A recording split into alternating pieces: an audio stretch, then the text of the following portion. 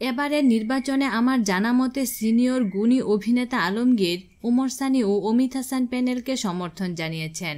যদিও তিনি প্রকাশ্যে সাধারণ ভোটারদের কাছে সানী অমিত পরিষদের জন্য ভোট চাননি, তবে সকাল 11টা থেকে রাত 9টা পর্যন্ত আলমগীর পরিচালক সমিতির কক্ষে অবস্থান করেছিলেন। প্রযোজক সমিতিতেও কিছুক্ষণ অবস্থান করেন এবং ভোটারদের প্রতি তার সজাগ দৃষ্টি ছিল।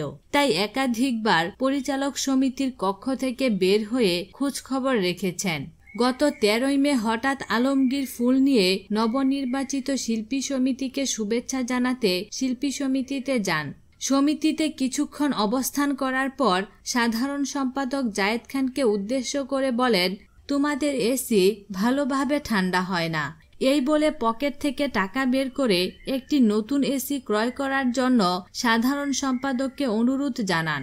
আলমগীরের উপস্থিতি এবং আলমগীরের উপহার পেয়ে শিল্পী সমিতির কার্যকরী পরিষদের সদস্যরা তাকে অভিনন্দন জানান। শিল্পী সমিতির মর্যাদা যাতে বৃদ্ধি পায় সেইভাবে তোমরা কাজ করে যাবে, আমরা তোমাদের পাশে আছি। তিনি হেসে আরো বলেন, আমি শিল্পী সমিতির সবচেয়ে ব্যর্থ সভাপতি ছিলাম। প্রসঙ্গক্রমে উল্লেখ্য, আলমগীর এক যুগেরও অধিক সময় আগে শিল্পী সমিতির সভাপতি ছিলেন।